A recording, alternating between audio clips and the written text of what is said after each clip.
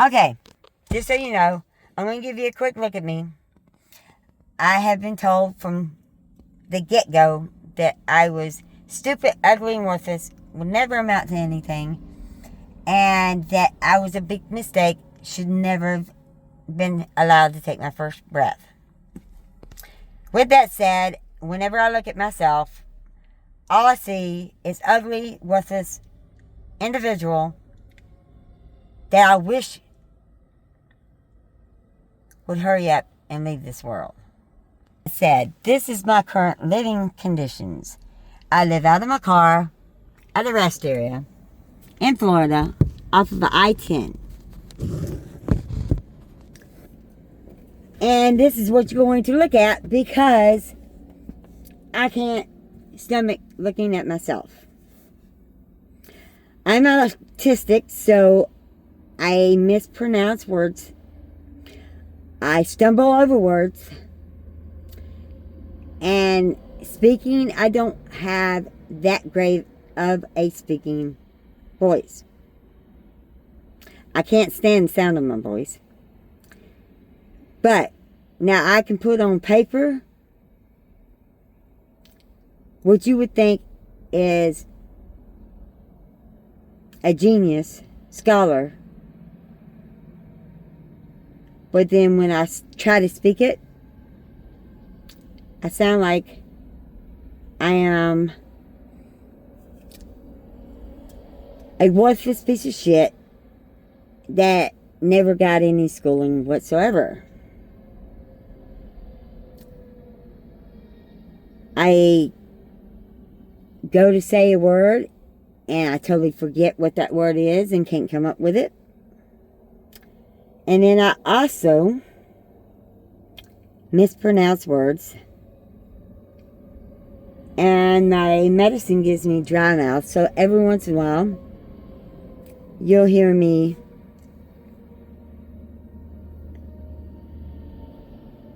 start to not sound correct because my mouth is so dry. I'm not good at keeping myself hydrated. So, I apologize. It is what it is. This is going to be my last try at this video. Because it's about my 15th. Every time I turn around, it's turning itself off, what have you. I'm going to try to tell you guys my story because I don't know where I can type it, where the content wouldn't be too much and too long and ignored by all. So, I got to do a video. But this is currently what I'll look at every day when I wake up. And every night when I go to sleep. Has been for almost 2 weeks now. Or for a little over 2 weeks now. Something like that. I don't know. It doesn't really matter. What matters is I have a question that I need answered. I know that there's going to be people out there that judge me, that tell me I'm need to grow up or I need to quit being so sensitive, blah, blah, blah, blah, blah. They're going to give me every reason in the world to make me feel like it's my fault that I am the way I am and that I can't get anywhere in life. Period. You will hear me say that every once in a while, like a period or question mark, whatever, because I'm used to talk to text. Because with my bone cancer, it's becoming harder and harder for me to text on this tiny little phone. And I'm one of them hunting pecks when it comes to using a keyboard, but I don't have a keyboard, so it doesn't really matter at this point. I don't have a computer. Before I start my story, and I'm going to try to be as, informative, yet not make it a long, drawn out informative as I can. But being autistic, that's not the easiest thing in the world for me to do. Normally people are like, come on, just spit it out. Or, you know. My parents, let me give you a little background on them and their childhoods. My father was born to a paralegal and his wife. Well, thing is, he didn't make much money back in the 1930s as a paralegal. And his wife was unable to work because women didn't work back in the 1930s. They had 2 kids, ages either 4 and 2 or 5 and 3. I don't know how long it took them to get pregnant and give birth to my father. My grandfather's name was Clower Edward Malloy Sr. My grandmother was Florence Ellen Brown before she became Florence Ellen Malloy. Don't know much about either of their backgrounds. Just know that somewhere in the late 1930s, just at the Great Depression, and just as the world was trying to recover from it, my grandfather found out that he had brain cancer. Now, being that day and age, women were not allowed to work. So please tell me, why is it that you would want, after you found out you were dying and you would not be able to help raise a child, would you impregnate your wife and be okay with her being impregnated with yet another child when you've already got 2, and your chance of being around in the world much longer was slim to none?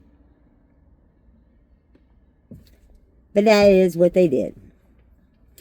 They decided the 2 children they had at the time wasn't enough to keep my grandmother busy. And so to keep her mind off the fact that her husband was dying, they gave birth to my father. That was one story I heard. The other story is just as stupid as that one. And that is that my grandmother decided she wanted a child to remember my grandfather by. They already had 2 children. And Estelle and Uncle Roy. Was those 2 children not enough to remember my grandfather by?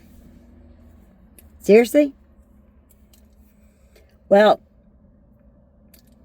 long about 1940, October 18th of 1940, my grandmother gave birth to Clower Edward Malloy Jr.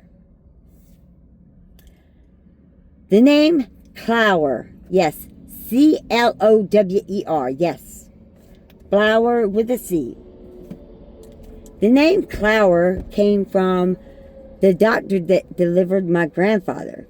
It was his last name, and so his parents decided to name him after the doctor that delivered it. Dr. Clower. So there's only probably ever been 2 Clowers in the entire world.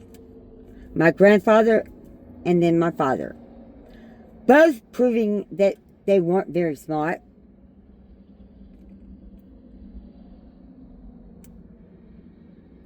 One proving to be an asshole on top of it. I will cuss, and I know that YouTube doesn't like cussing, but at this point, I really don't care. That's who I am, that's what I do. I don't know how to edit videos, so I can't bleep out my cuss words. So if you don't like cuss words, you might want to go ahead and refrain from watching this video, because there will be cuss words. So either way, whatever the reason for having my father, it was an ignorant reason. Women weren't allowed to work back in the late 1930s. He was about to die.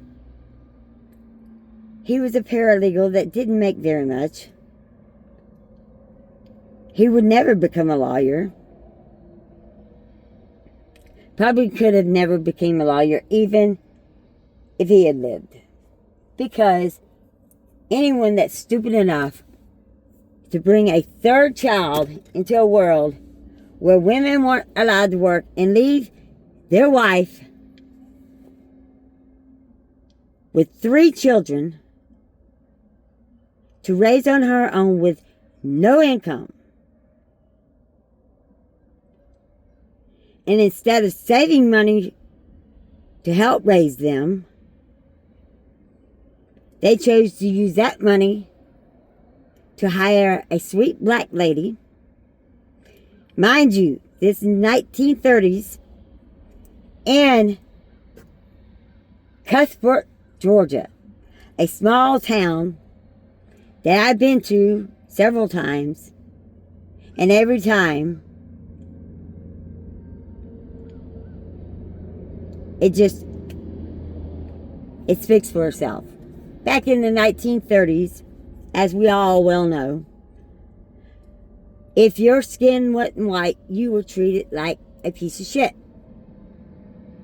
You weren't allowed to eat in the same restaurants. You weren't allowed to wash your clothes. But yet, you were allowed to raise the children of the white people that wouldn't let you eat in their restaurants or wash their clothes. That makes no sense. But apparently, it did back then to people.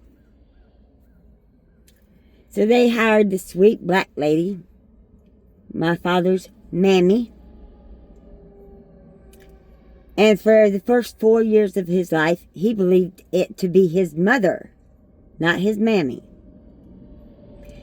And it wasn't until then, a year after my grandfather passed away, I guess he was 5 when he realized that she wasn't his mother. The first 4 years, she was hired to take care of my father and his siblings, while my grandmother tended to her husband, who was dying from brain cancer.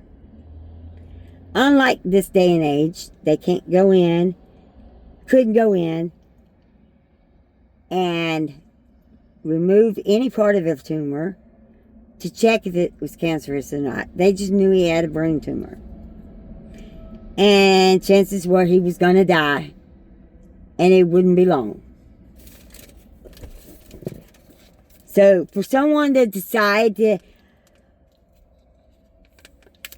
have another child and leave their wife with another child, whether it was to keep her busy so that she didn't realize her husband was dying, which is a lie because they hired a mammy, or for her to remember her husband by, because the first 2 children they had together wasn't enough. Nope, sure wasn't. Now my father and grandfather got their name, first name, because the doctor that delivered my grandfather was Dr. Clower. That was his last name, not his first. C-L-O-W-E-R. Clower. Only 2 Clowers you'll probably ever have heard about being born into this world. And probably the 2 biggest idiots known to man. When you're coming out of a Great Depression, women aren't allowed to work. you don't have a job making a lot of money that's going to leave your wife and 2 kids, much less the third that you're about to bring into this world, enough money to make it for a year, much less their entire future. And at that time, the thought of a woman working was just ludicrous. Women were not allowed to work. They were to stay at home, raise kids, and take care of the house. That was their only jobs. Well, so, knowing this, and knowing you don't have a big old life insurance policy that's going to be able to cover the finances of raising 3 kids, buying groceries, and being able to pay the rent or the mortgage or whatever, you don't decide to bring a 3rd child into that world when you've already been told that there's no possible chance that you're going to survive the brain tumor that you have growing in your head. Now, back in the 1930s, unlike today, they didn't have all these specialty tools and lasers, and didn't have enough knowledge about how to do any kind of surgery on the brain. So if you had any problem with your brain, it was basically a death sentence. My grandfather, not any way, shape, or form any different from anybody else at that time. There was nothing that they were going to be able to do. It was his death sentence. So they decide that the 2 children that they have aren't enough for my grandmother to remember him by, or they decide to add a 3rd child to this situation when most people in the world didn't know where their next meal was going to come from, much less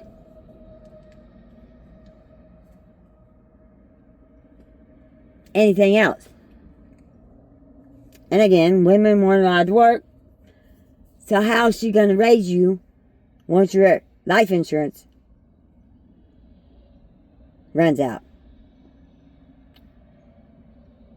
Which probably wouldn't have ran out so quickly if, after his death, my grandmother decided to continue to pay the sweet little black lady they hired to raise him,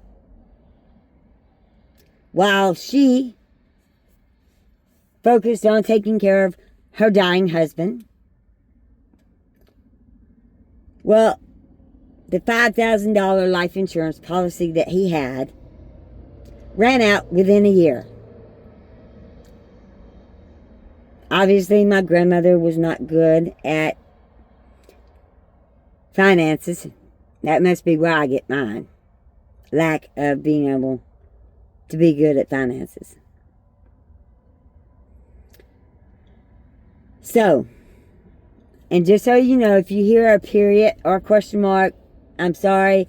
I'm used to talk to text, not video. Being that I don't like the sound of my voice, and I damn sure don't like to look at myself, I don't like doing videos. I'm only doing this because every time I try to type it out, there's not a format out there that I can find that enough people might be able to hear my story where it may help someone, or where someone may be able to offer me some advice or some help as to where to turn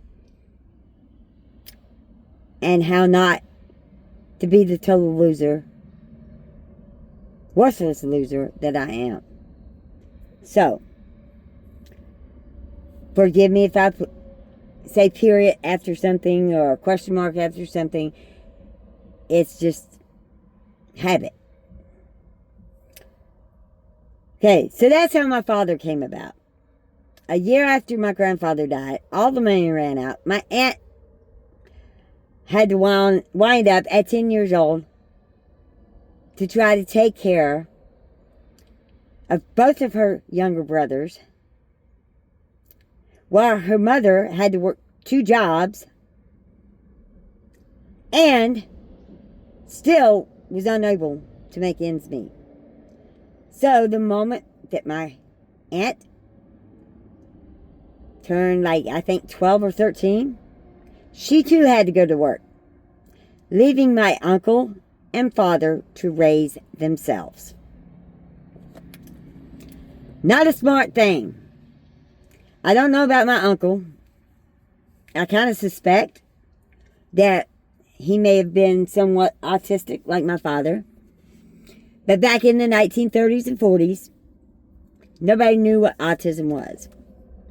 So neither of them got medicated. The reason I think that of my grandfather is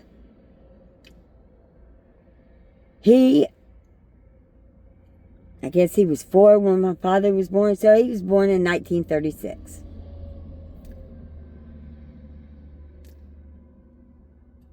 But whenever you asked his age, he would always claim to be a year younger than what he actually was, because the first year he was convinced you didn't count. I don't know where he got that, but okay, whatever. And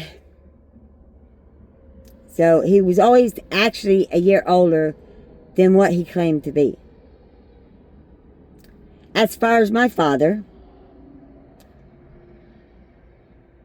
was autistic for sure.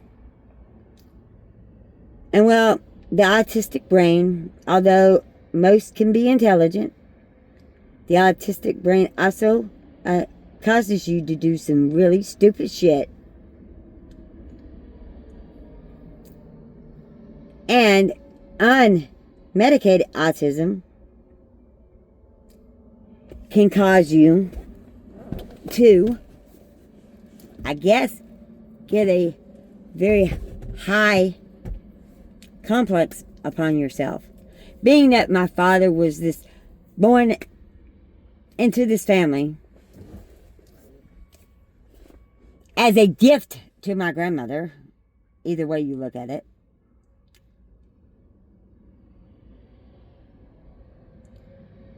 and not so that he could be a productive and decent individual in the community. So at age 5, my aunt was 11. My uncle would have been 9.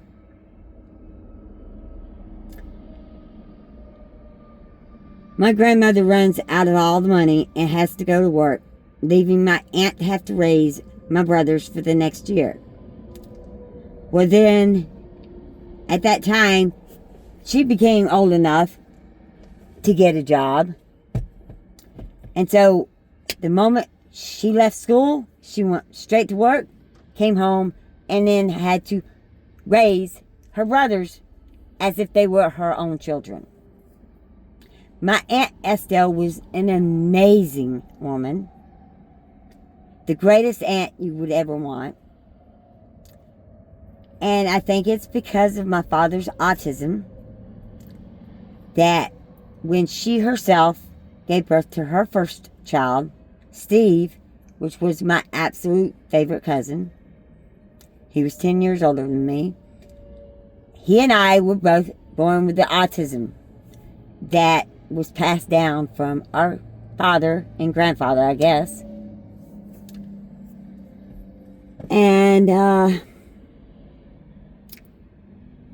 my grandmother, for the remainder of his childhood and most of her life had to work 2 jobs just to make ends meet. Because she was female, she didn't get paid nowhere near the amount of money that a male in that same position, which I believe her greatest job that she was so proud of was with a store that's no longer around called Riches.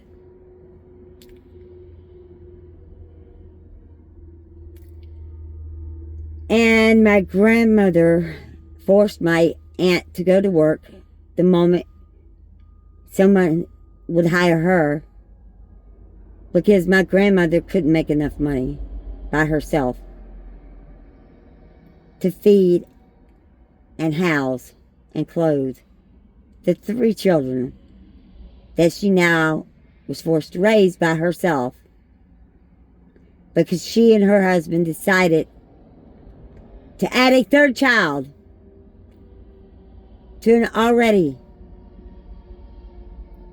messed up situation. And so my father basically raised himself from the age of 6 or 7 and never, ever was forced to take responsibility for anything he did. For the first 5 years of his life, the mammy that they were throwing money out, paying to take care of their 3 children, could no longer be paid and so had to be fired. Now, back in the 1930s, in small towns in Georgia and in large towns, anywhere in Georgia, anywhere in the South, a black man or woman was treated like they were trash. A black woman would be hired to raise the white woman's children in the South. Now, you're going to hire somebody to raise your children, but you're not going to give them the enough respect by allowing them to eat in the same restaurants or wash their clothes in the same laundromat or shop for their groceries in the same store as you? What sense does that make? If you don't freaking think they're worthy of shopping in the same store as you, or eating in the same restaurant, or washing their clothes in the same laundromat, then why would you be okay with them raising your child? Obviously, you don't think they're worthy of all the other. So how are they worthy enough to raise a child that you created with someone dying from breast cancer? Or that you and your husband created, period. That period was meant for dramatic purposes. But then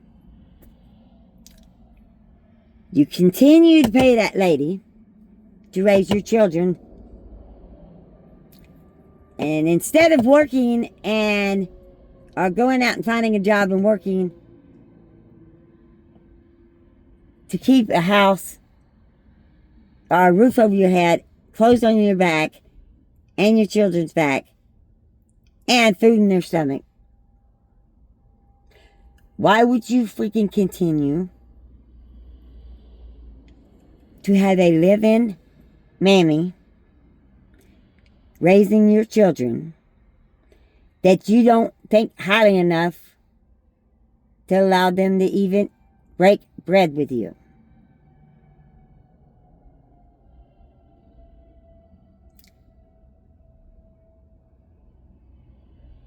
When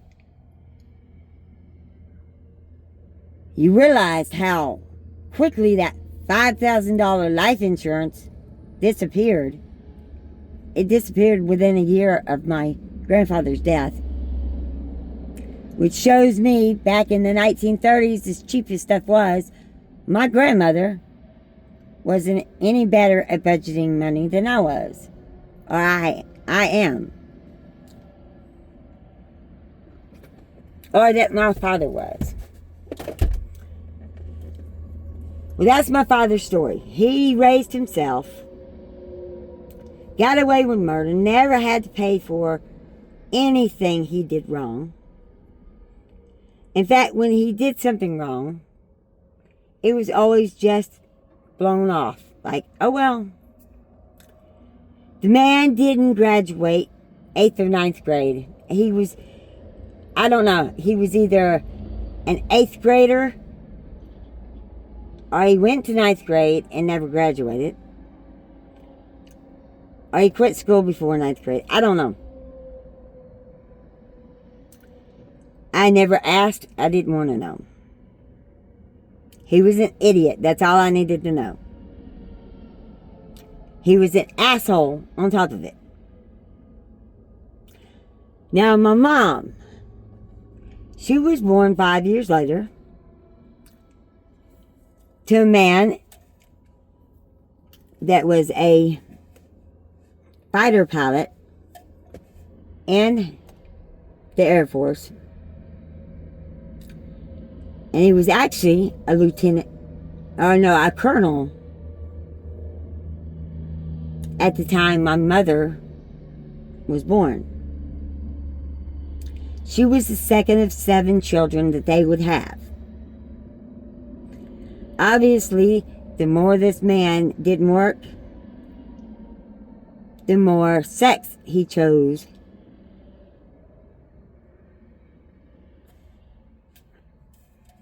to have. Not only with his wife, but his children, female children as well. Now, I had been told by 2 of his children that they were molested by my grandfather. And a couple of years ago, or actually last year, year before, something like that, a third one of his children told me the same thing. And she knew for a fact that her 2 older sisters, as well as herself, had been molested, but she knew nothing about her 2 younger sisters. Her 2 younger sisters, one of which I never spoke to about it, and the other in which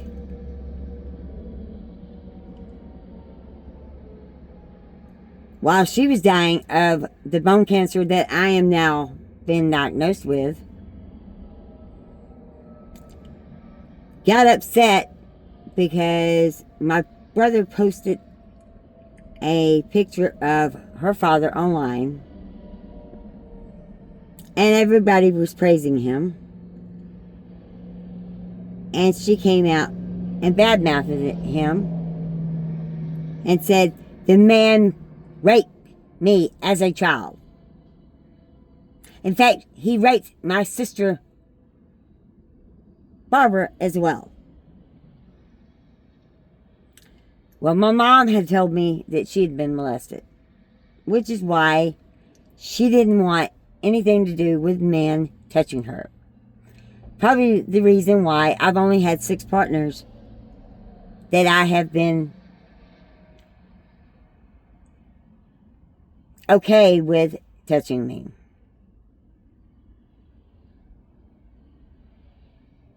In the beginning, that is.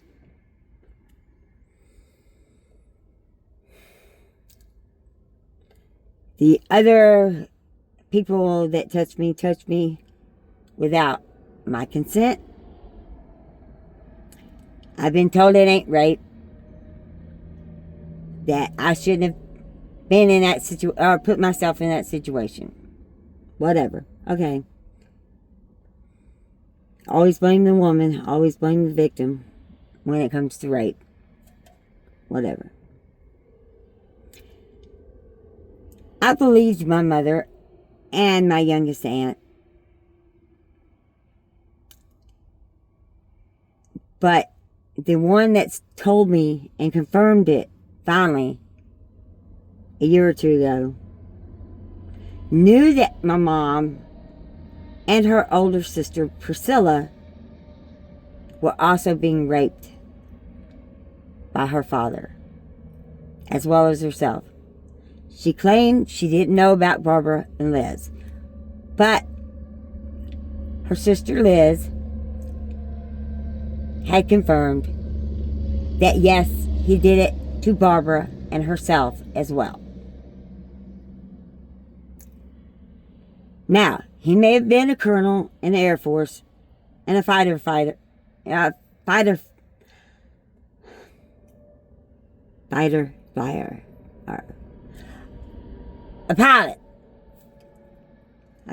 fighter pilot in the military.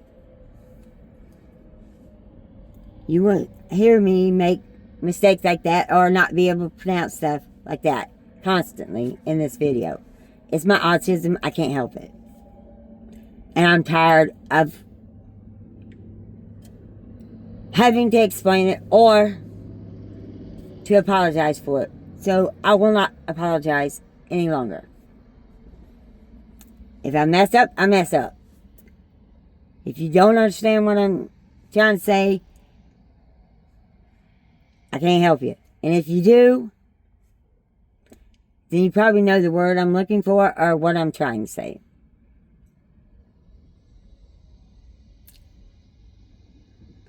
Anyway, he did a lot for the country. He was in World War II as well as Vietnam. He did a lot for the country, and for that I am grateful. But what he put my Aunt Priscilla through, my mother through, my Aunt Liz through, and my Aunt Barbara through, who never found a way in which to get past what he did to them. Aunt Susan, somehow, miraculously, was the only daughter that truly found a way to put what he did behind her and continue to move forward. Now keep that in mind, because later on you'll see that same trait in me.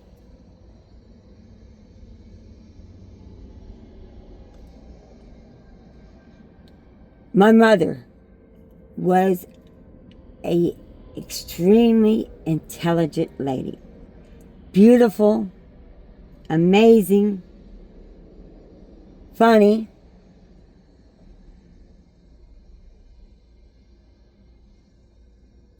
And like myself, all she wanted in life was to put smiles on as many people's faces as she possibly could.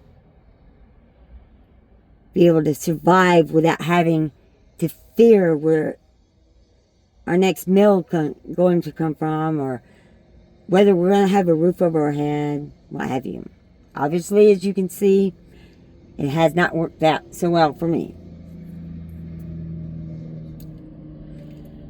The reason I question whether or not my brother Michael actually was a product of my mom and father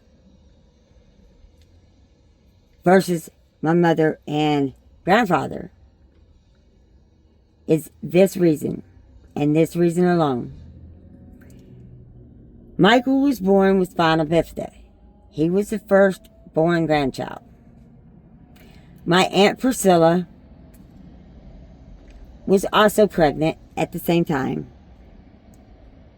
And not too much later, I don't know when she was actually born, but Aunt Priscilla gave birth to Kelly, her daughter, the only child she ever birthed. Well, she was being raped by my grandfather, and so was my mom.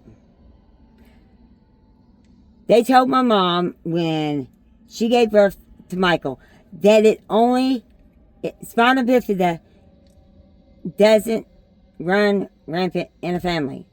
Normally, there's not more than one child in a family born with spina bifida. At least not in the same generation or close generations. Which meant, I could have had one, my sister could have had one. Of all of 7 children, my sister and I were the only 2 females that came out of those 7 children. The rest were all boys that lived. And Priscilla did have a daughter. But like my brother Michael, she only lived for a very short time.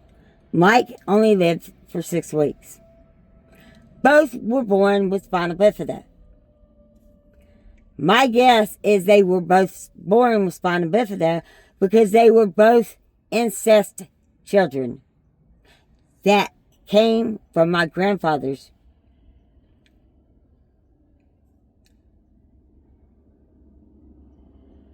body and not the husband's body or the husband of each woman's body.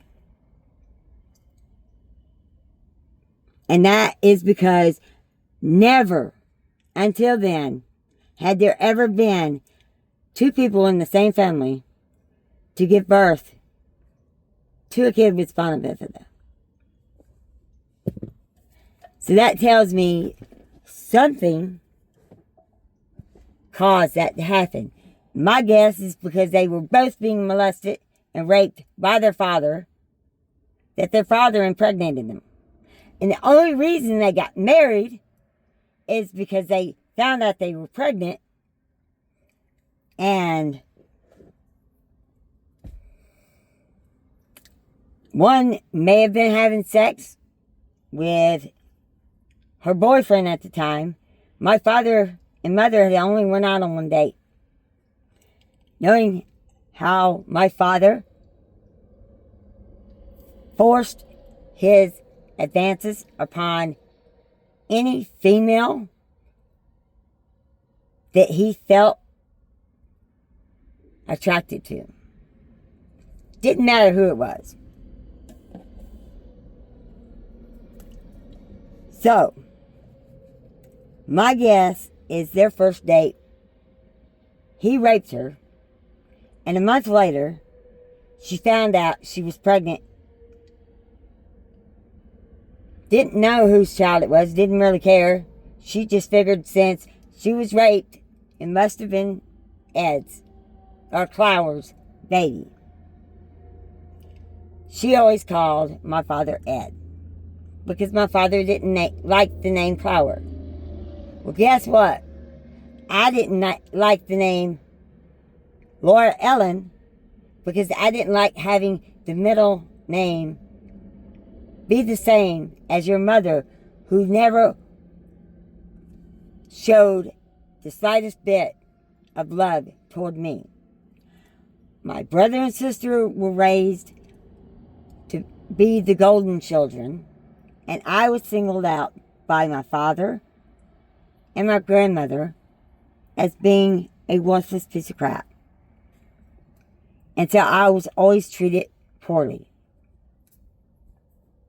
Now, the only reason my grandmother didn't like me, I think, is because my father never wanted me. And so she resented the fact that my father had to deal with a child he didn't want. But had he used the condom, because back in the 1970s, I guarantee you, all right, back in 1970 and 71, I guess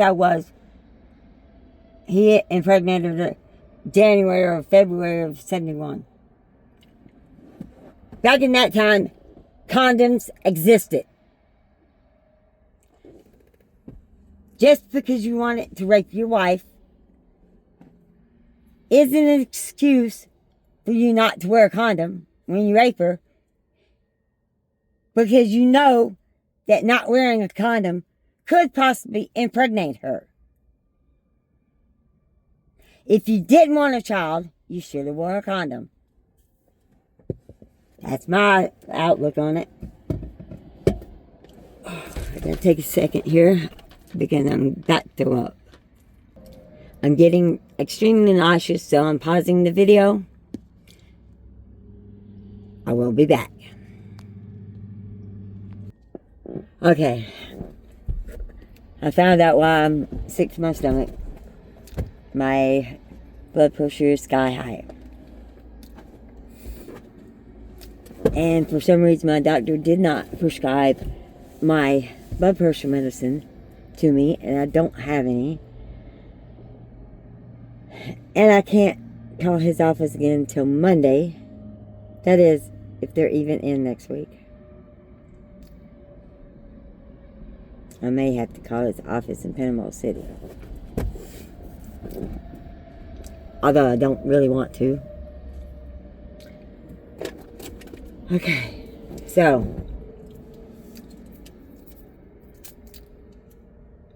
here I go.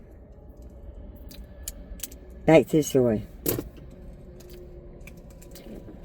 So I think that my brother and the very firstborn cousin of mine on my mother's side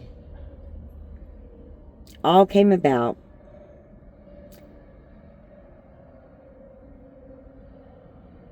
from an incestual relationship that their father was having with them, forcing upon them.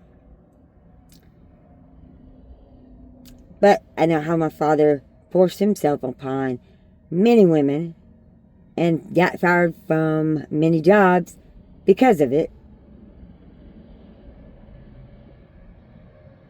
including the one job that all of his kids absolutely loved him having, which was a job at Six Flags, where he worked on the equipment, but it got us free season passes.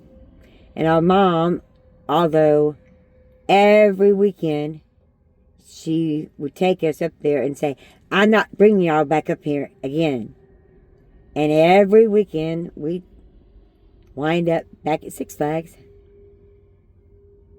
because it was free for us to get in and stuff. So, you know, we basically spent 2 years of our lives in the summer at Six Flags. That was amazing, and I loved that.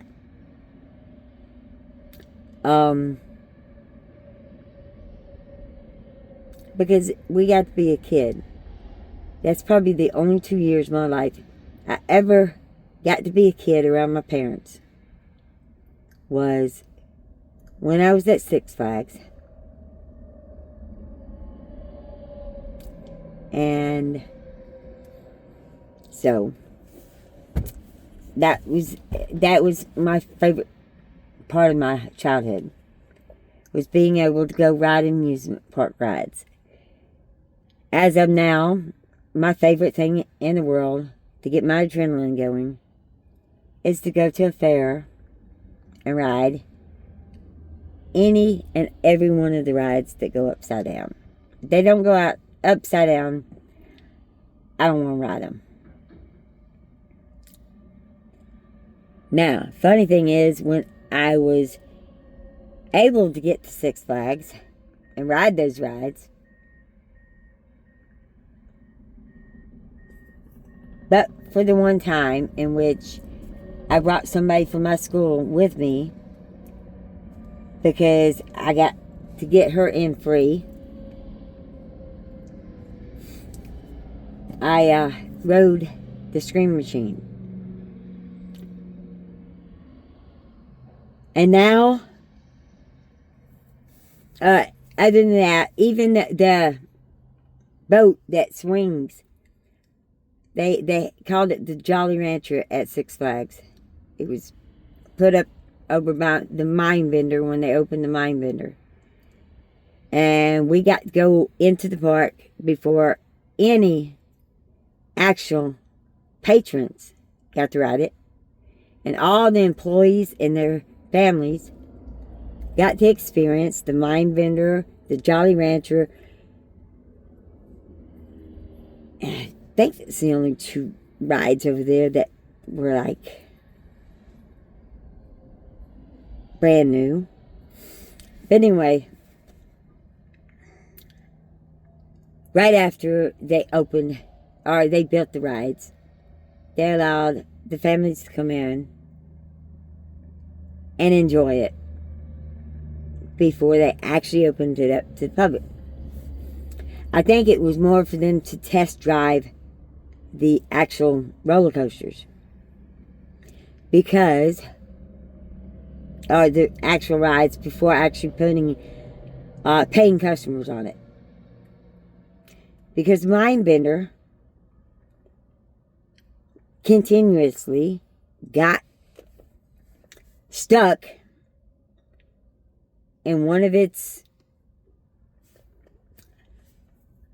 upside down turns just about every time my sister and brother got on it. It didn't bother them. But I was like, I'm not getting on that thing. It keeps stopping. And people are hanging upside down for how long? No, thank you. Well, the boat, Jolly Rancher boat, at the time, I wasn't real fond on riding it because it went up pretty high. Now, I ride it and I keep my hands up from the moment it begins to swing into the moment it stops. Freaking everyone out because I'm in the highest seat, the seat that goes the highest on one end or the other. If I can't get in that seat, I won't ride it because it's just no fun in any other seat. And I found out how to keep myself from feeling like I'm about to fall out of it as I'm riding it, which makes me feel a lot more confident in keeping my hands up. At that time, I'd never have ridden something that went upside down. They had something called the Willie. And eventually I did ride the Willie and fell in love with it. And that's the ride that caused me to fall in love with any ride that goes upside down. Was that Willie. I would ride the parachute. Major drop. Didn't bother me a bit. Now, I get on one of them that drop down. And it's the same thing as one of these ones that they put you up. And then let you sit there for a second. And then all of a sudden they drop you. Yeah, well, the parachute was the same thing. The only difference is it had a parachute on it. And eventually they had that parachute open up and slow you down as you're coming down. They didn't have the brake systems that they got on the rides today. One ride I will never, ever take my chances on is the slingshot. No offense, but to put myself on a rubber band and shoot myself like like a part of a slingshot into the freaking sky. Yeah. I don't trust people's ability to make rubber bands that well. So as a child, my brother Michael passed away at 6 weeks old. The very next year, my mom gave birth. The very next year, my mom gave birth to my brother Mark, who retired recently as a lieutenant colonel in the Army. And although he does have some of my father's tendencies of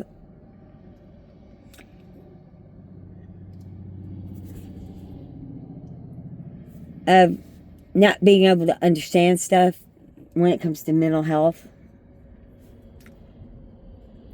He has been an extremely big help last month and this month. And I think the month before too, if I'm not mistaken. Yeah, the month before, my car was broke down and I needed a battery. Battery's $200 for this damn car.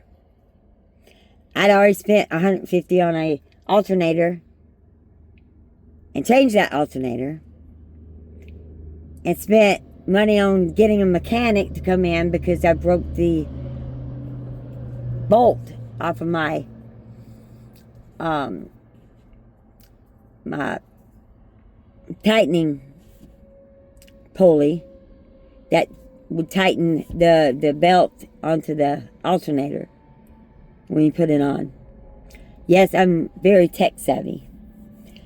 My father was a master mechanic, and like him, I can listen to a car and basically 9 times out of 10 tell you exactly what's wrong with it. The thing is, unlike my father, I wasn't as good with tools. I'm good at understanding things, but I'm not good at actually performing those same things. I can go step by step, but for some reason, it never goes right for me. No matter how good I seem to be following the instructions, it never works out right. But I can guarantee you that I can tell you what's wrong, or I can come up with a idea on how to fix something that needs to be fixed, that nobody can afford to go fix, called rigging. I can tell you how to rig something up to keep it from giving you problems if it's giving you problems. I don't like the word that most people use for that, so I'm just going to say rig. I don't like the N word. I think it's a nasty word. And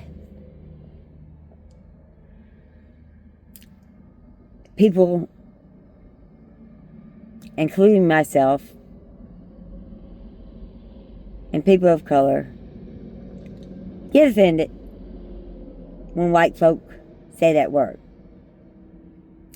Well, no offense, I get offended when white folk say that word. And as for people of color, if they want to call themselves and their friends that word, more power to them. To them, that's I think a term of endearment from coming from somebody that they consider family or a friend. Just like I'm a bitch. Somebody calls me a bitch, I'm gonna get upset, but I'll call myself a bitch all day. Because I am. I can be. But, you know what?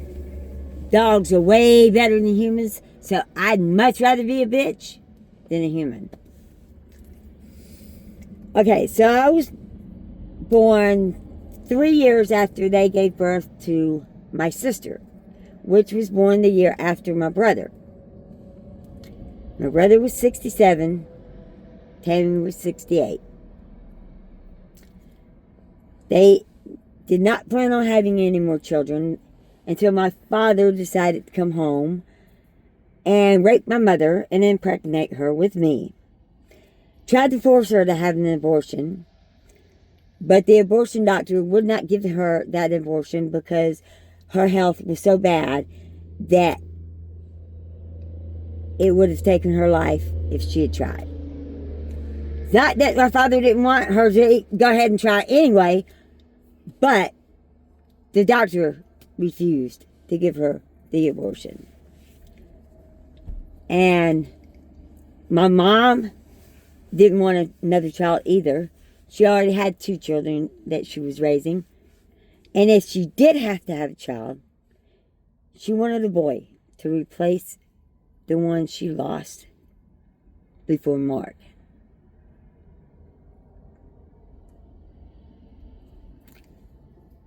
Anyways, about 3 years after Tammy came into this earth, or onto this earth, my father decided to come home, rape my mom.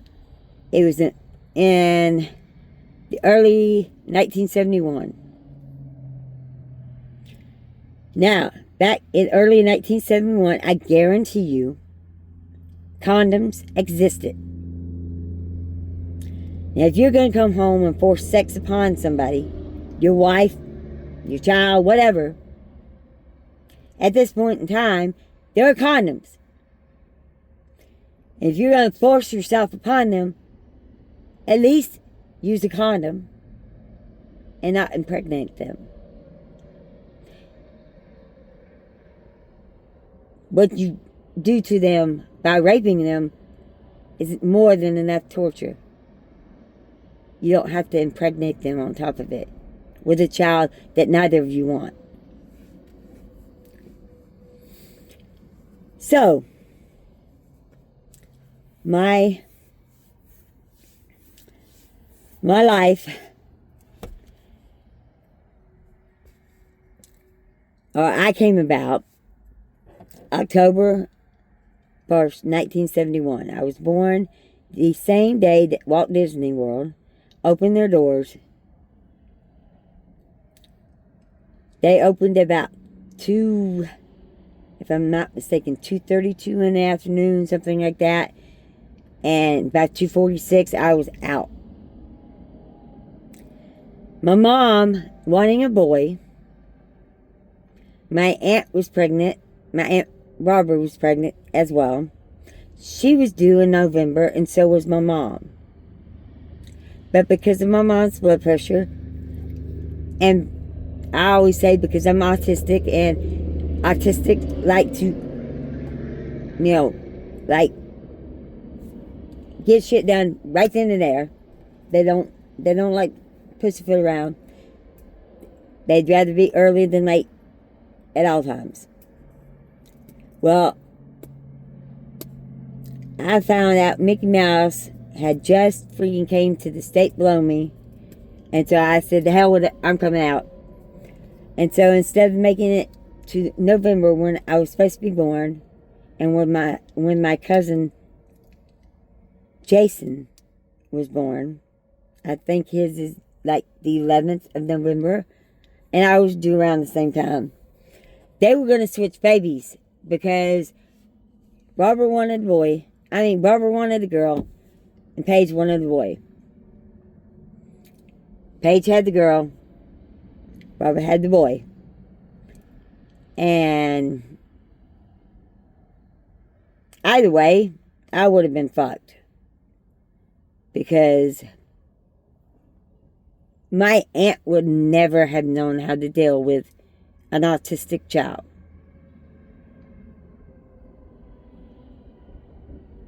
Any better than my mom did. And I basically raised myself. What I didn't raise of myself, Michael Landon from Little House on the Prairie, in the role of Charles, and Melissa Gilbert in the role of Laura, which just happens to be my name, raised me. That's where I got my moral values from, is that show. And my Aunt Liz, because my father had my mom so stressed out because of his verbal, mental, physical, and sexual abuse to her, that she couldn't handle an autistic child and my father at the same time. So she would always bitch about it, and my aunt would always come pick me up whenever I was out of school. And basically, I spent the first 14 years of my life, minus maybe 2 of them when my aunt was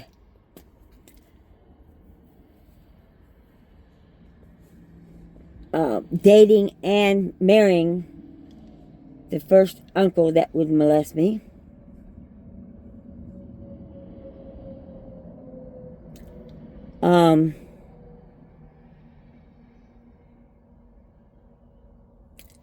She didn't come get me or hang out with me.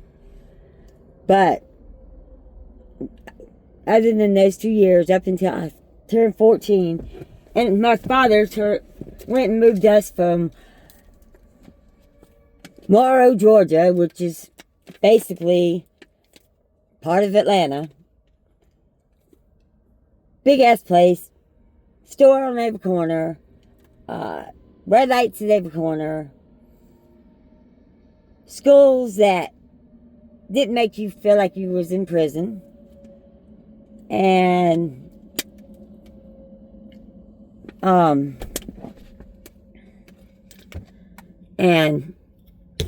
the ability to walk around and just, I had a routine, in my life. When I wasn't at my aunt's house, or on a Friday night when my mom came home, she would always go grocery shopping, and I'd go with her. She'd go in Kroger, I'd go in the drugstore next door and walk around, or I'd walk around Kroger. And as I got older, she'd drop me off at the mall, or she'd go into the mall, and I'd go run around the mall looking in stores. Spencer's was my favorite store. And at 5 and 6 years old, I probably saw things in that store that a 5 or 6 year old should have never had access to see, but I did. Because nobody cared where I was at. As long as I wasn't in their hair, they didn't care. When my aunt would come get me after she had had my cousin Wes, she and Wes and I would go over to my Aunt Susan's house, who had a pool in her backyard. And Aunt Liz, with her precious son that she had, and he's an amazing kid, would sit by the pool.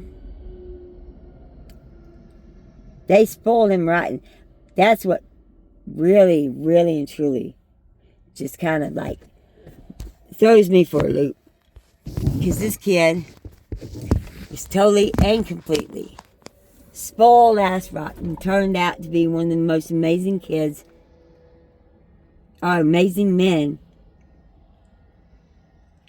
people have the chance to meet and befriend and have in their lives.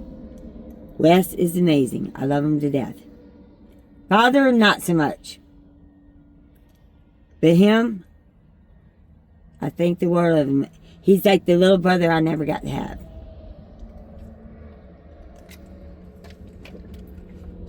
So, whenever there was a snow day, every day during the summer, and anytime school was out, you could bet your bottom dollar that my Aunt Liz would show up in her Camaro with Wes, pick me up, and take me back to spend time with them so that my mom didn't have to deal with that stress. She had enough to deal with my father. It wasn't until after my mom died that I was advised by the only 2 living sisters. No, wait. Was Liz still alive? Yeah, Liz was still alive too. The only remaining 3 sisters of hers, and along with her there was 5 daughters. Her remaining 3 sisters proceeded to advise me about how they would watch, the youngest 2 would watch, along with my Uncle Bill, My father beat the living fuck out of my mom. And none of them ever spoke up, said a damn word about it. They kept their mouth shut. They didn't call cops. They didn't do anything to help my mom. They just let her get beat. She was verbally abused every day, mentally abused every day, sexually and physically abused whenever he came home from his job that night, depending on whether he was driving a truck or a mechanic. When he was a mechanic, he came home and she never got a break. When he was a truck driver, he'd be on the road and be gone for 2-3 weeks at a time. And that's the only way I think in which my mother and I got through that time in our lives. Was he was gone, and although he called and cussed her out on the phone and stressed her out and freaking bitch about how this person's doing him wrong, that person's doing wrong, nobody did that motherfucker wrong. He went into restaurants. One in which my aunt, it was a buffet restaurant. And my father said, okay, nobody gets desserts. You know, all we're doing is meals. I'm sure he wasn't about to pay for my meal. My meal probably had to come off of his plate or my mom's plate or my aunt's plate or my sibling's plate. But I never probably got a meal of my own. Because of the fact that my father was a cheap SOB. We'll get into that later too. But being that he was a cheap SOB, he went into the restaurant. I was young. But he, my mom, my brother, sister, aunt, and I all went into a restaurant. And he told everyone no dessert. Well, we're walking down the buffet line, and my aunt reaches out to grab a strawberry shortcake. That's the only thing this woman was going to eat, was that strawberry shortcake. She wasn't getting anything else. All she wanted was that strawberry shortcake. My father, at the top of his lungs, screamed, no! Scaring the shit out of my mom, me, my siblings, and everybody else in that restaurant, including my aunt, where she proceeded to drop that strawberry shortcake and it hit the floor. And my mom says, Ed, I think that's all she was going to get. Oh, well, then go ahead. My aunt wasn't about to touch shit. She said, to hell with it. So my aunt went hungry that night. My father still had to pay for the strawberry shortcake because he's the one that caused it to hit the floor. Not Aunt Liz, not me, not anybody else, not one of the employees. He himself. I remember numerous times we would go into restaurants and he'd order his food and everybody get their food. Now, you know, nobody's perfect, including cooks. And he'd order his steak medium. It'd come back medium rare. Or he'd order it medium rare and it'd come back medium. And he'd take it out on the waitress. I know particularly one time while I was on his truck with him, and we took what was supposed to be maybe a 3 or 4 day trip. Turned out to be a 3 or 4 week trip. A 3 week trip. Where we were supposed to get out to Denver and come back. From Denver, they sent us to Detroit. From Detroit, they sent us to Oakland, California. From Oakland, California, they sent us back home. I got to see just about the entire country that summer. I didn't get to step out in every state, but I also got to learn that even though it was the middle of summer in Wyoming, my father got one of them roach motel rooms that had a pool. By golly, I want to go swimming. You know, I've been on this trip, and I wasn't allowed to talk to my dad because he didn't want to hear me. I wasn't allowed to ask questions because he didn't want to answer me. I was there just because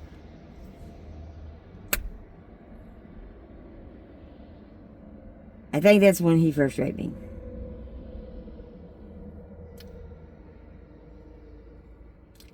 So, anyways, and no longer the company that he was going to quit once he got back kept dragging out that trip, the worse it got for me. But I found out that it doesn't matter if it's July or August and hot as can be outside. In Wyoming,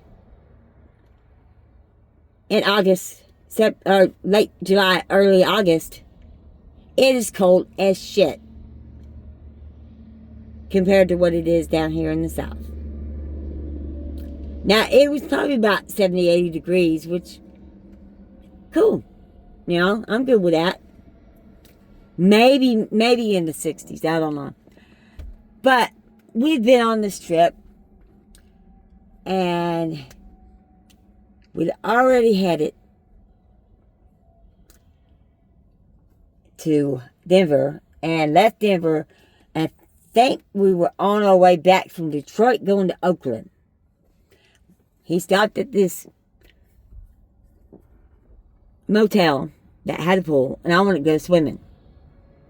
He said, well, okay, not a problem.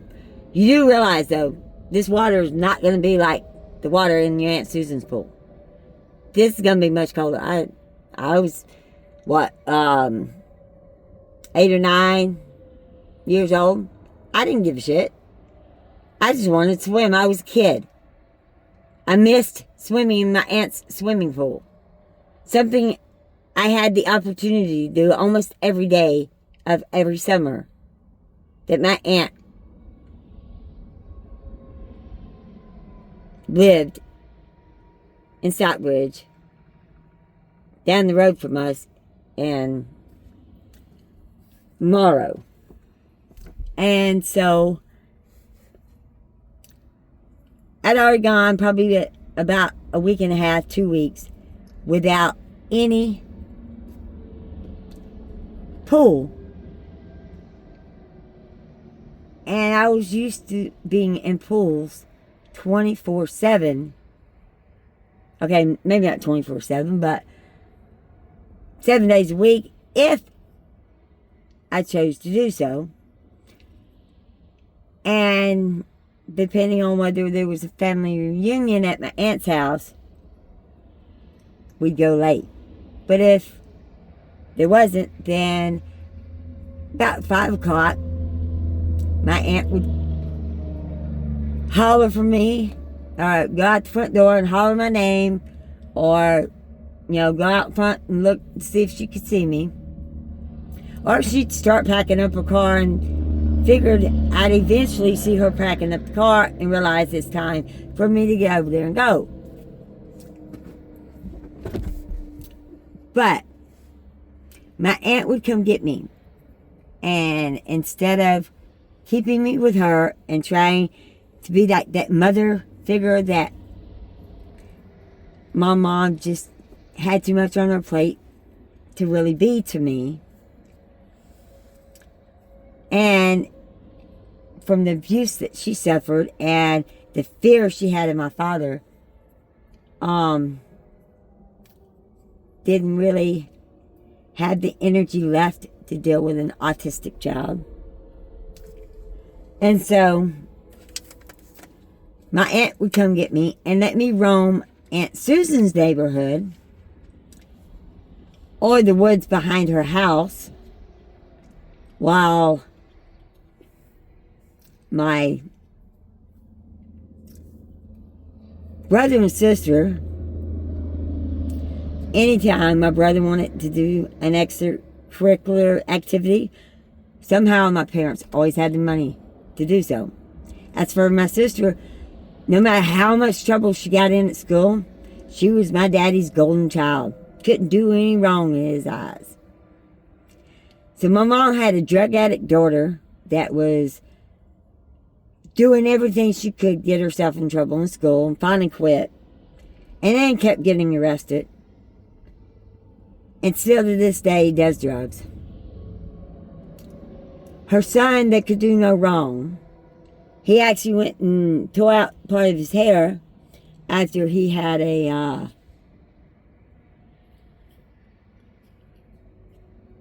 drill of my father's, and he put it up next to his head, and it drilled out the roots of his hair. Oh, that kind of looks like Keith. But he's dead, so that can't be Keith. Anyways, they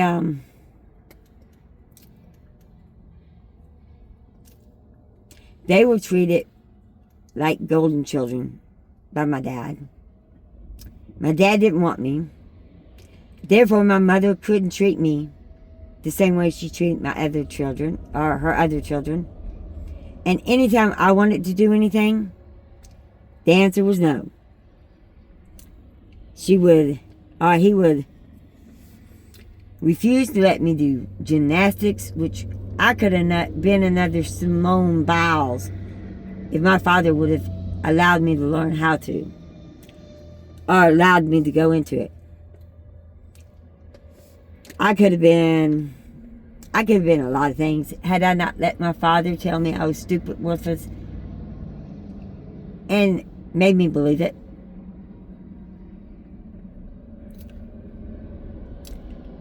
And so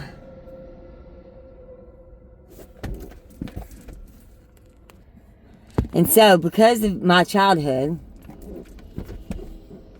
and obviously not wanted by my parents, raped my father, continuously told I was stupid, worthless, and would never amount to anything. And so much so, I wound up living my entire life believing that. Exactly that.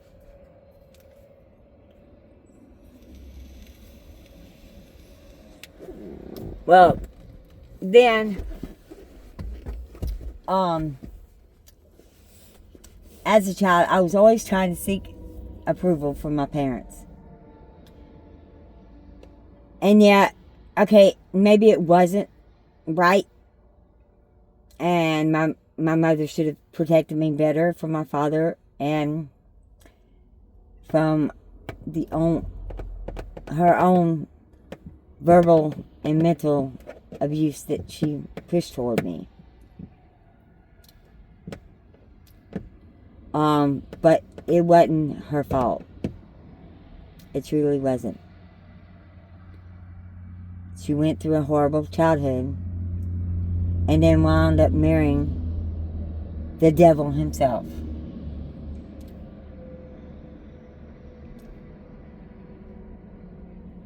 When I was born, the only good thing that came out of it was my mother no longer was being beat. He turned his beatings to me. Anytime that he was at home, I would be beaten within an inch of my life. For something as simple as me asking a question when I was told I wasn't allowed to speak. We'd be in the car trip going somewhere. My brother and sister would be asking questions. My father would be answering them and laughing and giggling. And I'd say something, nobody spoke to you. If you freaking open your mouth again, I'm going to stop this car and beat the living hell out of you. And he would. I would get beat just for breathing. Because I was an unwanted child. And the only saving grace about it was it took the beatings off my mom.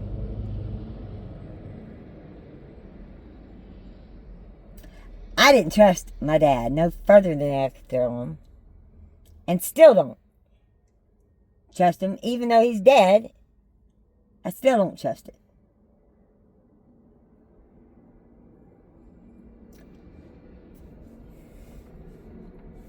But it was like every time he came into town,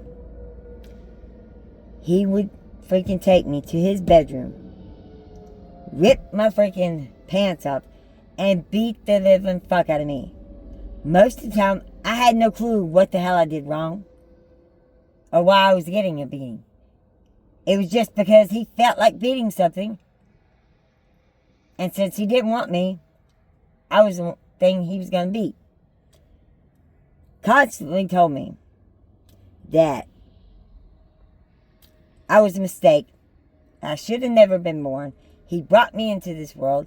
And by golly, he'll take my ass out if he has to.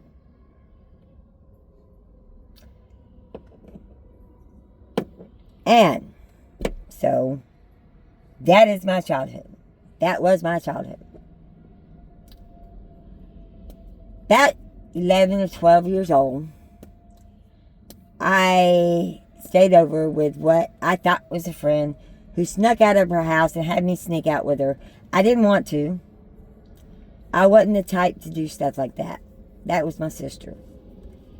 But I did. She took me over to a guy's house that she was interested in. He wasn't there, but his roommate raped me. I was too scared to say shit about it. He even admitted that he raped me. And the cops asked me point blank. And because I was taught that I was never to say anything bad about anyone, I kept denying that he raped me. So he never had to go to jail. Well, my mom was talking about that to my aunts and how the cops claimed that the man claimed he did rape me and I wouldn't speak up about it. Aunt Liz's husband and Wesley's father, Uncle John, who had every opportunity to have been able to offer me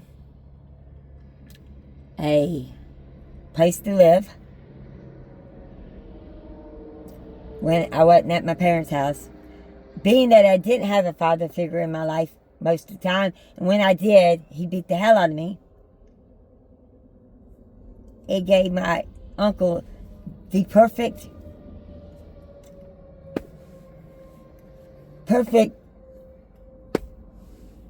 opportunity to swoop in and be a father figure to me and teach me how to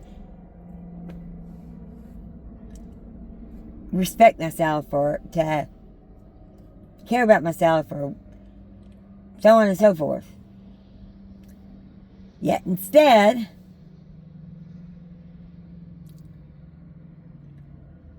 he chose to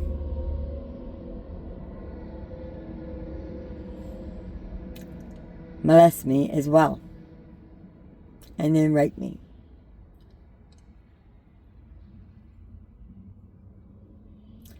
Long about 14, my father moved us from a suburb of Atlanta where there was a street light on every corner. There was freaking a store on every corner. I mean, it was a place where life happened. I was always bullied in school. A lot of that had to do with the fact that I was placed on Ritalin at 5 years old, and that Ritalin made me a zombie. And so everyone picked on me because I was different. That wasn't been so bad, but then I'm still suffering the abuse from my father, who verbally, mentally, and emotionally abused my mom and I every opportunity he got. And then he would beat me every chance he got. Something didn't go his way, he'd come home and take it out on me. If his employer, he was a truck driver most of the time, and if his employer sent him on a trip with a load going somewhere, he expected the moment he got that there and got that load either unloaded or that load to where it needed to go, he was supposed to either pick up another trailer or load up and bring one back instantly. Didn't matter that couldn't always happen. If it didn't happen, what did he do? He would then, that's weird. He would then quit his job. What really and truly blew my mind, though, is most every one of his employers, knowing that any time he didn't get what he wanted, he would stomp his feet, swing his arms as if a little 2-year-old having a temper tantrum, face turned freaking beet red. I had one of his employers say that they literally thought the first time he did that, he was going to have a heart attack. Because his face turned so red. He just acted like a 2-year-old and threw a tantrum anytime someone told him no, or someone didn't give him exactly what he wanted when he wanted it. There was no pleasing that man. He thought he was God's gift to this world and everybody should bow down to him like he was God. He was the devil is what he was.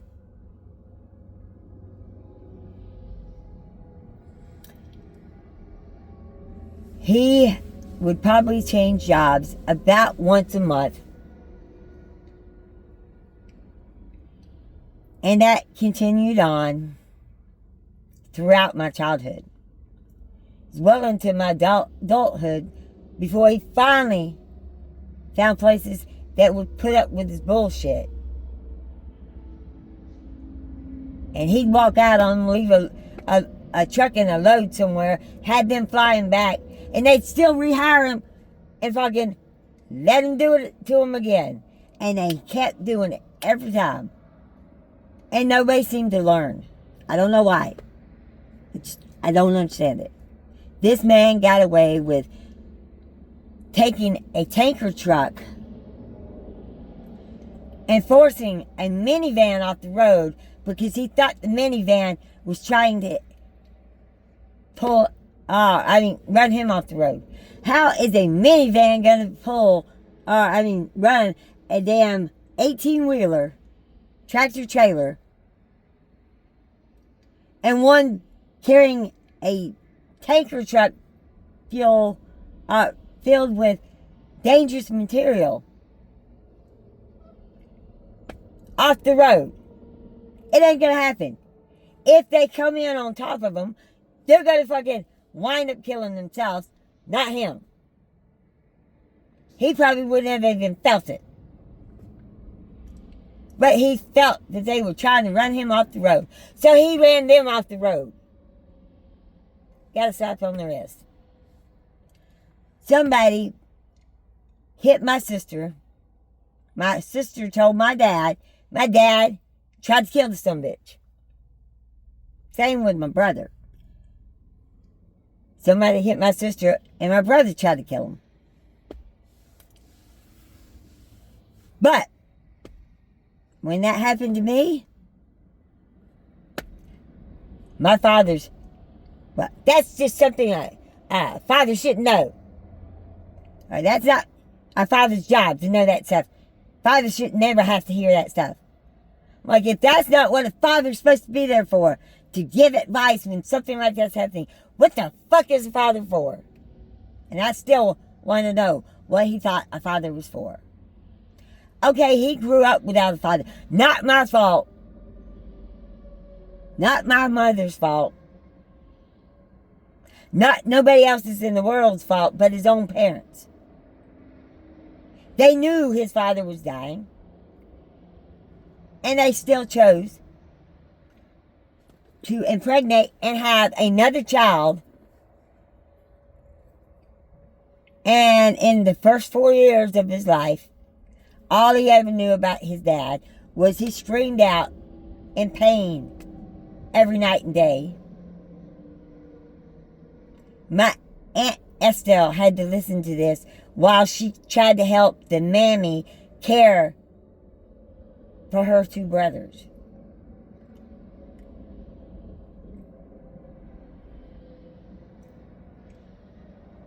Aunt Estelle was made to raise these kids at 6 years old. Was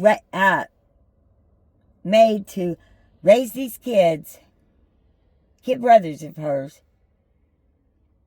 with the mammy, because my father and his brother were too young. Our Uncle Roy was, I don't even know why I said Uncle Roy. Uncle Roy was amazing. Uncle Pat was basically like my father raised himself. Because my father was 4, that would made my aunt 10 and my uncle 8. So from the age of 8 onward, my uncle raised himself. And from the age of 4 onward, my father raised himself. My aunt tried her best to deter some of the shit that my father did. But she was a kid herself. She could only do so much. She didn't give birth to that child after finding out that her father was diagnosed with cancer. She didn't make the decision for her parents to have another child, much less sign up to be their mother, while grandma or mama was out working 2 jobs trying to keep a roof over their head. And this is why my father used to get into all kinds of crap. He was very good at rewiring electronics. Like, once he rewired a radio and hooked it up to the refrigerator, to where when the refrigerator door would open,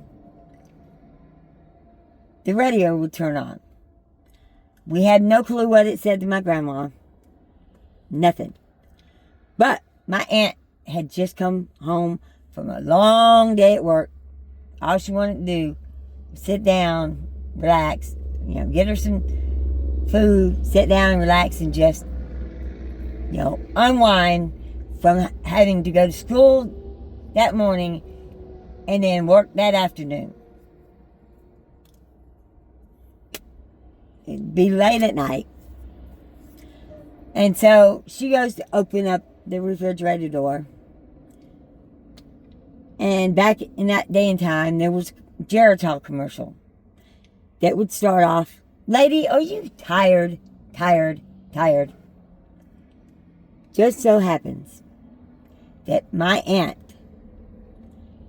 timed her opening that fridge just at the right moment to where that refrigerator says, "Lady, are you tired, tired, tired?" She said she slammed that damn refrigerator door. She sat down on that couch, and for like 6 or 7 hours, she and her mom sat there, not speaking to each other, not dare telling the other that the refrigerator had just spoken to them. So when he did it to the toilet and other stuff, nobody cared. But he also rigged up a TV, and they were moving. And he almost killed a couple of his cousins because he rigged up the TV and they didn't know it. And they almost shot themselves to death. He tried to attach a parachute to my aunt's cat. No, he didn't try. He did. And then he threw the cat off of the roof of the house to see if it would live or not.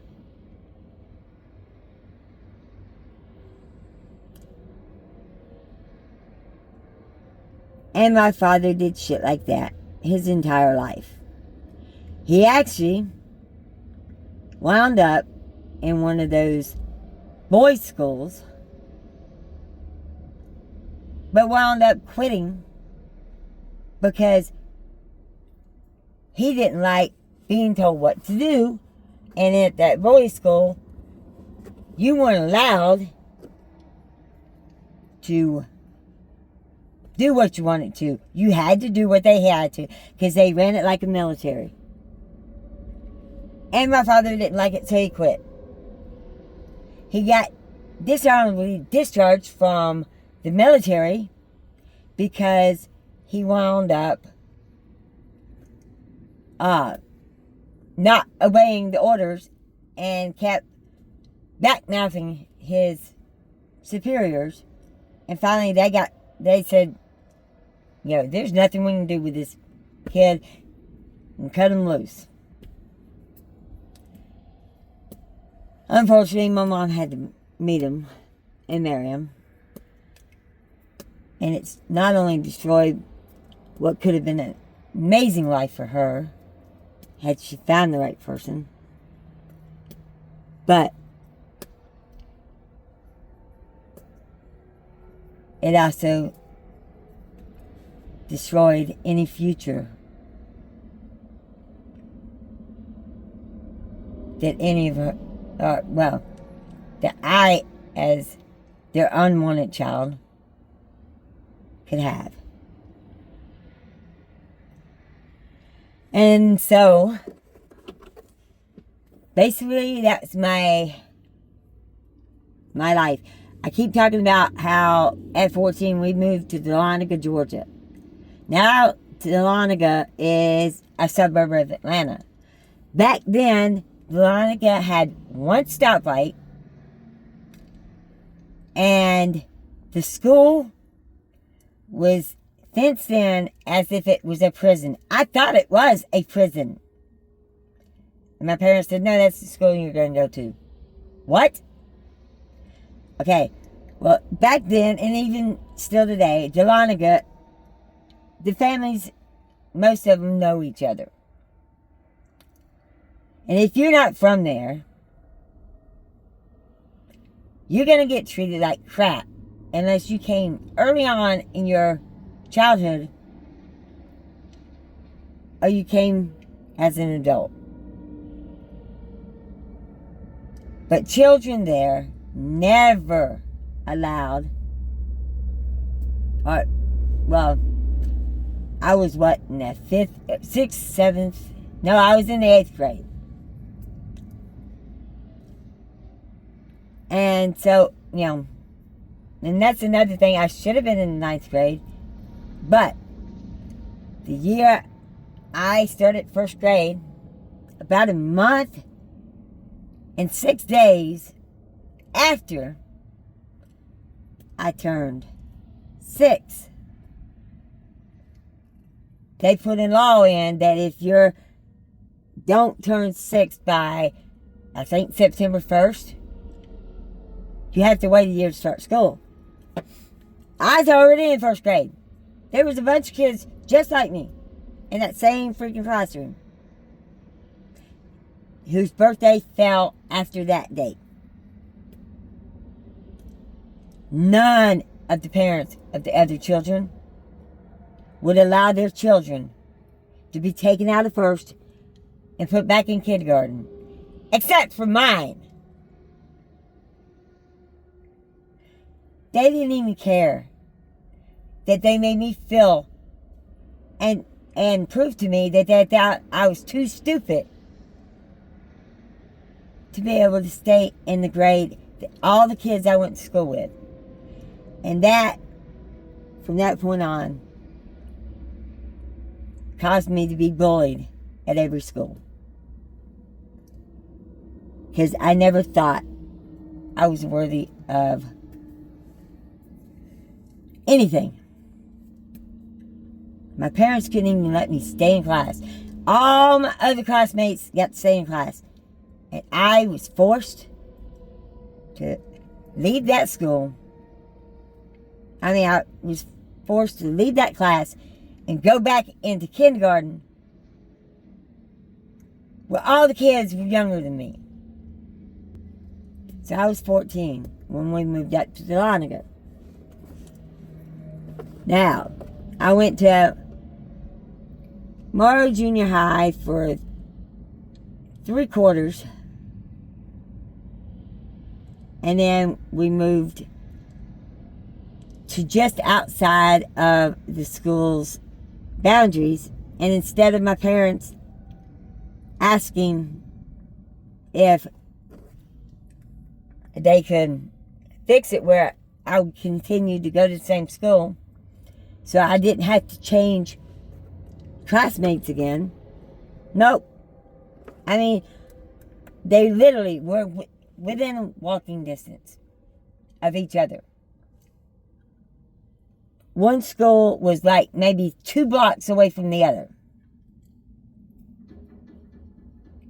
But because my house was in several blocks into the other's freaking school zone, they switched me the last quarter of my 7th grade. 8th grade, I came in, and the teacher I had for my 7th grade history class, she was amazing. Her name was Miss Stewart. Short, beautiful. She and I did not get along that quarter that I went there that first year. And I almost failed 7th grade, but I scraped by.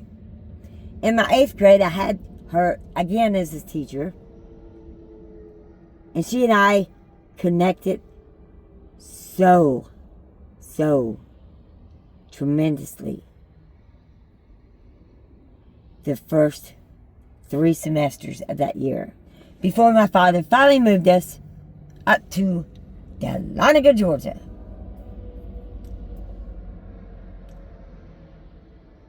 Well, in Dahlonega, Georgia, I was an outsider, so nobody treated me right.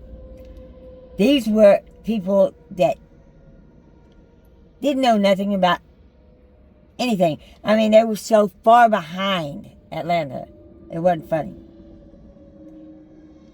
Where I should have been doing pre-algebra, instead, I was in remedial math. That's another thing. They put me in special education classes because they were told by the counselors and all the experts that I needed to be in that class. I wasn't stupid. Just because I didn't do my homework Didn't mean I was stupid. I knew all the stuff. Whenever we took a test, I'd ace the damn test left and right every time. That was up until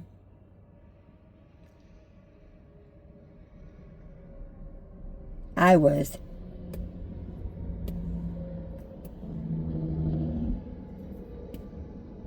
put in the 9th grade. I was put in remedial math when I should have been in pre-algebra and the Dahlonega at that point. I was in regular math in 8th grade. They put me in remedial math in 9th grade. I think I was in 7th grade, actually. No, 8th grade. It hadn't been 8th grade. But I was put in remedial math in 9th. And I still don't know why. They were having me do things that I did in fucking kindergarten in Atlanta. And then after 3 semesters of putting me in that remedial math, they realized I was too smart to be in that math class and throws me in pre-algebra where I didn't get to learn all the stuff. And so I couldn't understand the damn thing. And I quit school the next year because I was tired of it. I was tired of being done that way. I wound up failing the 9th grade because of the freaking algebra. Everything else I passed. Barely, but I passed. And only because I didn't do my homework. Not because I didn't know the stuff, but only because I didn't like doing my homework. And because nobody was there to raise me when I was in school. I goofed off after I got home. I ran around the neighborhood. I did whatever I could, just not have to sit at home and be bored. I was an autistic kid. What can I say? But from age 5, I was put on Ritalin. Now, Ritalin made me like a zombie. I'm now on Adderall. And Adderall allows me to be more personable with people. I'm not zombied out and what have you. It's been a whole different ride. And a lot better of a ride. But it took me 35 years or 30 years to discover the difference in the two medicines would have on me. I remember I was working at a place called Sykes in Marianna, Florida, when I changed to the Adderall. And everybody in that place that always treated me like I was some freaking freak after I switched medicines, every one of them gained a respect for me that I had never had before. Even the trainer who was supposed to be training us on the different changes to our way of doing collections. And something changed every week. We did collections for Sprint phone service, home phone service. And we would have one of our policies bounce back and forth. One week it'd be this, next week it'd be that, next week it'd be this, and so nobody could keep up with it. But me being autistic, I could. And it was quickly learned after I went onto my Adderall that I knew all of this. And I kept it in my head. Even the trainer got confused and didn't know what, because they switched it so much. And so he'd come to me to clarify before he'd teach class that he was teaching what to do. That was the one and only job I've ever had that I actually had people respect me for who I was. The other employees and employers. Well, Sykes was taken down by a tornado spun by Hurricane Ivan that came through the Orange Beach area, I think. And if I'm not mistaken, it tore up that bridge coming out of Mobile on I-10.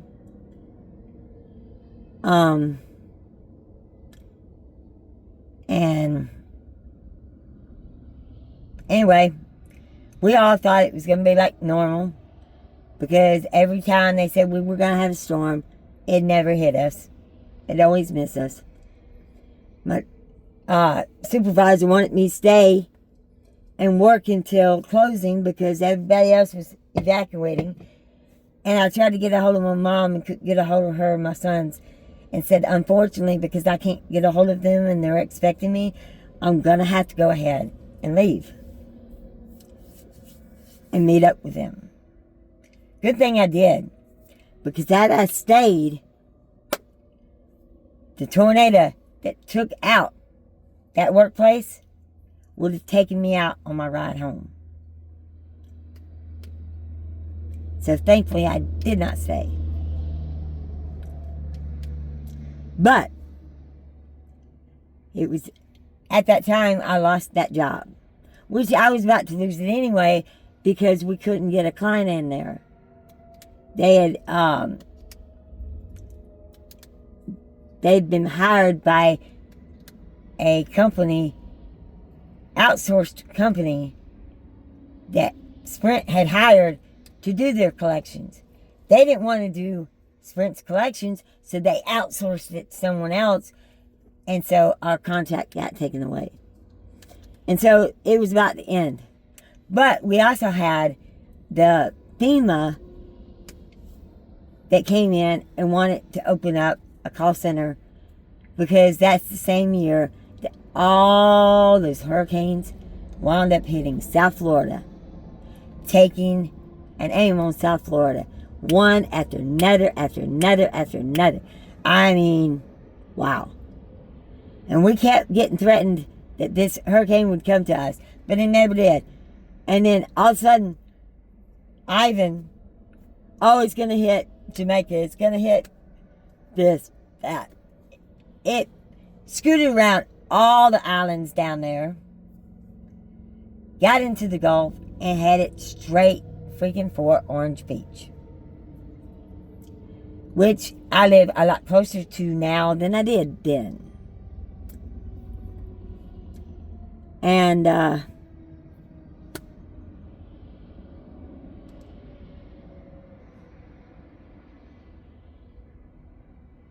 bet you that's what that's